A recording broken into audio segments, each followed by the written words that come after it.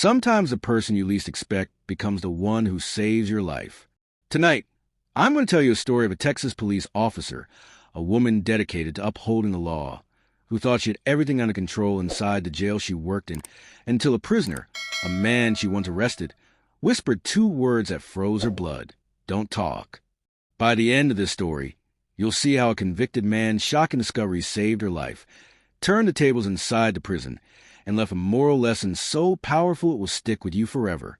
If you're ready for stories that reveal the hidden truths of humanity, sacrifice, and redemption, make sure you hit subscribe, because the next story could be the one that changes the way you see people forever. The story begins. Officer Rachel Carter had been with the Texas Department of Corrections for 6 years. Strong, disciplined, and proud of her badge, she believed in second chances, but she also believed in doing her job with no exceptions. She was respected by her colleagues, even feared by some inmates. But unlike others who barked orders, Rachel treated prisoners with a stern kind of fairness.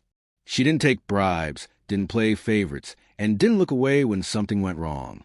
On a hot Friday afternoon, she walked through the prison block, baton clipped to her side, sharp eyes watching every corner. The prisoners had just been moved back to their cells after yard time, and the corridors buzzed with restless energy. From one of the cells, a man leaned forward, gripping the bars. "Officer Carter," he said, his voice low but steady. Rachel turned and recognized him immediately. Marcus Daniels. Marcus wasn't just any inmate. He was a man she had personally arrested 3 years earlier during a drug bust. He had been younger then, wild-eyed and angry, but prison had carved deep lines into his face. "What do you want, Daniels?" she asked, keeping her tone sharp but neutral. He didn't answer right away. Instead, his eyes darted left, then right, scanning the block. Then, leaning closer, he whispered two chilling words: "Don't talk." Rachel froze. "What did you just say?" she asked carefully.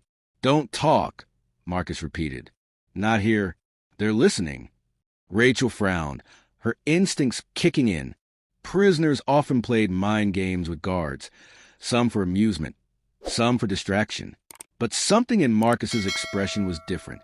There was no smirk, no malice, only urgency. "Listening? Who?" she asked, lowering her voice despite herself. Marcus shook his head. "If I tell you here, you won't make it out of this building alive." Tension builds. That night, Rachel couldn't shake Marcus's warning.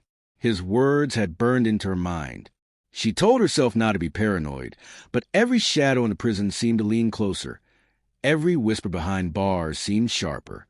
The next day, Marcus slipped a folded piece of paper under the food tray when she passed the cell. She almost threw it away, suspecting it might be some trick, but curiosity got the better of her. Inside, written in surprisingly neat handwriting, were just a few words. "They're planning something. You're the target.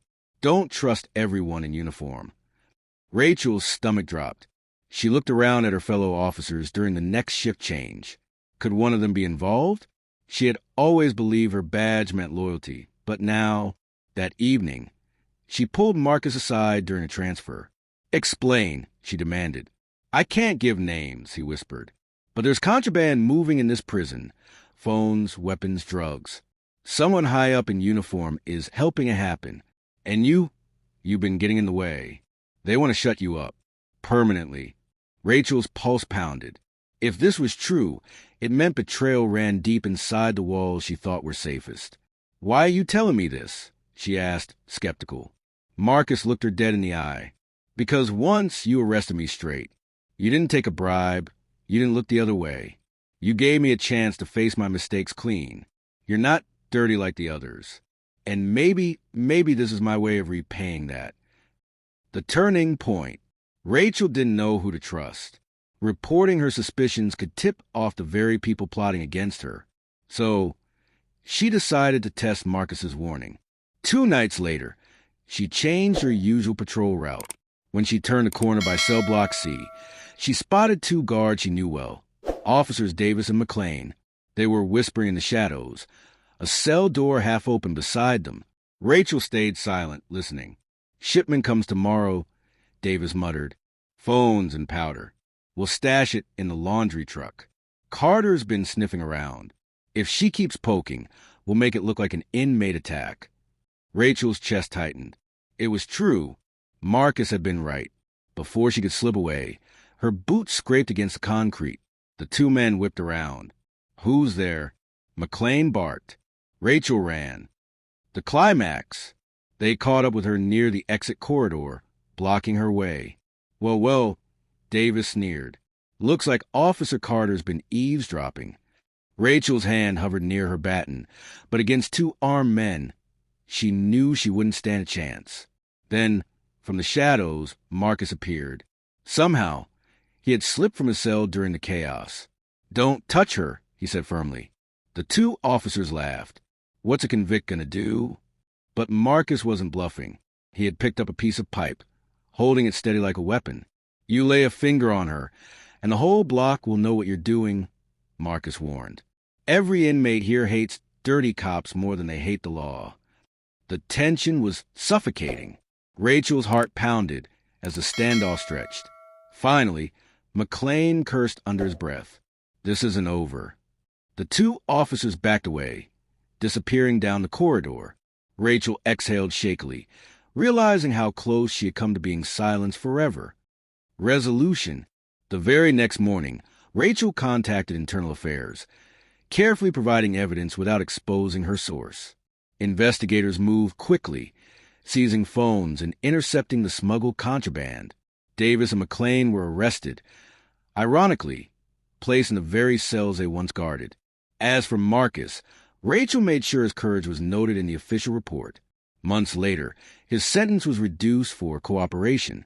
When he was finally released, Rachel happened to be outside the prison gates on duty.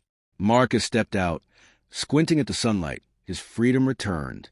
"You saved me," Rachel said quietly. He shook his head. "No, you saved me first, when you gave me a fair arrest. I just returned the favor." They shared a look, one of mutual respect.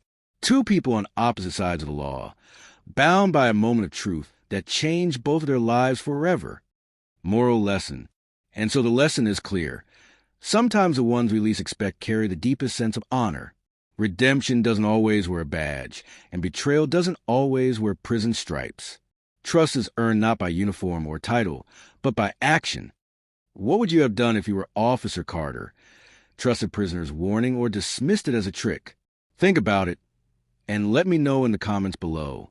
And if stories like this move you, stories of justice, sacrifice, and the surprising ways humanity shines through, make sure to hit subscribe and turn on notifications, because the next story may change how you see the world.